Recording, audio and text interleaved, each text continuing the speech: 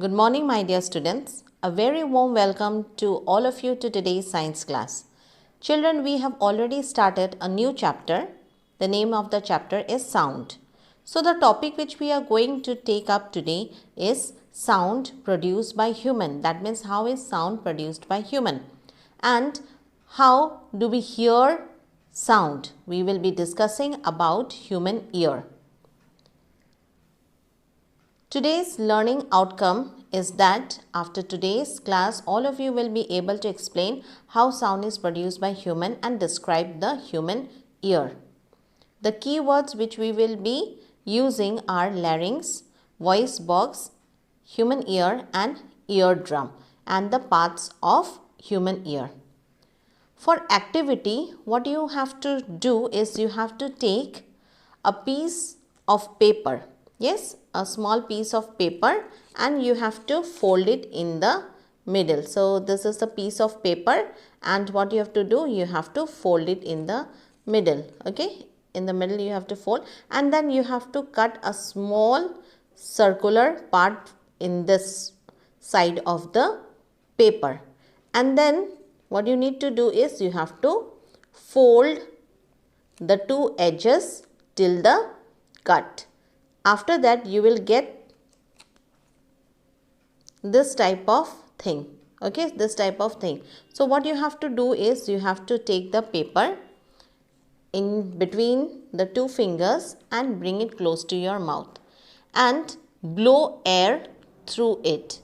So you will see that a sound is being produced. Yes, so now we need to know how the sound is produced. What happens when sound is produced? We already know that vibration takes place when sound is produced. Fine. So today we will be discussing about how sound is produced by human. In human, the sound is produced by the voice box or the larynx and it is present at the upper end of the windpipe. Yes, so if you touch in this part and then if you speak, you will feel that something is moving. Yes, that something is moving. So that moving part is called the voice box or larynx. So in the voice box, there are two vocal cord stretch across the larynx. Yes, and due to this vocal cord, vibration of this vocal cord, the sound is produced. So two vocal cords are stretched across the voice box or larynx in such a way that it leaves a small slit between them for the passage of air. So when air moves out of it, the sound is produced. Yes, so when the vocal cords are tight and thin due to the muscles which is present around, yes, the type or quality of voice is different from that when they are loose and thick. So it is because of the voice box or larynx, yes, and the vocal cord which are stretched across the larynx or voice box, the sound is produced by human. Air has to be passed through the slit which is present between the vocal cord and then the sound will be produced. So this is how sound is produced by human. Fine. Now since we understood that how we produce sound, how human produce sound, let us now understand or look at how we are able to hear sound. We hear sound through our ears. When sound enters our ear, it travels down a canal at the end of which is a thin membrane which is very tightly stretched, and that membrane is called eardrum. Actually, the ear is divided into three parts, that is the outer ear, the middle ear and the inner ear. Yes, so the outer ear includes the pinna, the ear canal, and at the end of the ear canal is the stretched membrane called the eardrum.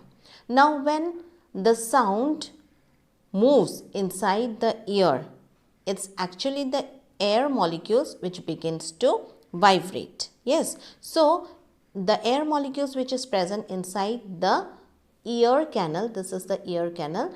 So the air molecules which is present inside the ear canal will begin to vibrate, and that vibration will travel and hit the end of the ear canal where the eardrum is present. So it hits the eardrum and then it makes the eardrum vibrate. So that vibration is further traveling or transmitted to the middle ear.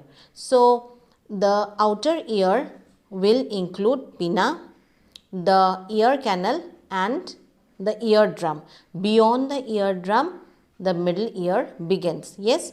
So inside the ear, in the middle ear, yes, so there are three bones which are called hammer, anvil and stirrup, and they are in contact with each other. So the vibration which has been transmitted from eardrum will go and hit the hammer. As a result, hammer will begin to vibrate, and then the vibration will be passed on to the next bone, that is called anvil. After that, it will be passed on to stirrup, which is the third bone present in the middle ear. After that, from the stirrup, it will move inside the inner ear. So beyond the stirrup is the inner ear. Yes, and actually the inner ear is the main part of the ear which is responsible for hearing sound. Yes, so the inner ear consists of a snail-like structure. You will see here that it consists of a snail-like structure which is called cochlea. Fine.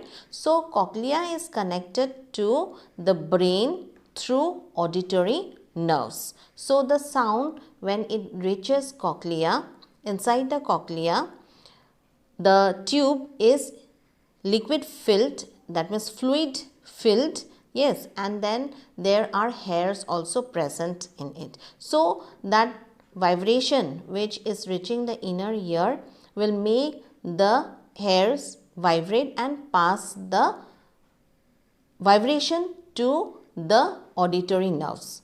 So from the auditory nerves, it will go to the brain, and the brain will analyze the sound and we can hear the sound. So this is how actually we are able to hear sound. Fine. So this is all for today's class. Now let us take up two questions related to this topic. Question number 1 is, how is sound produced and how is it transmitted and heard by us? So we had just now discussed how sound is produced and how it is transmitted and we hear the sound. So I'm sure that you will be able to write the answer. Question number 2 is, why are the hairs present inside the ear important? So this also we had discussed. So you have to write down the answer to this question also. Why are the hairs present inside the ear important? Fine. Now let us do the summarization of what we have discussed in today's class. In today's class, we discussed that in humans, the sound is produced by the voice box or larynx. It is present at the upper end of the windpipe.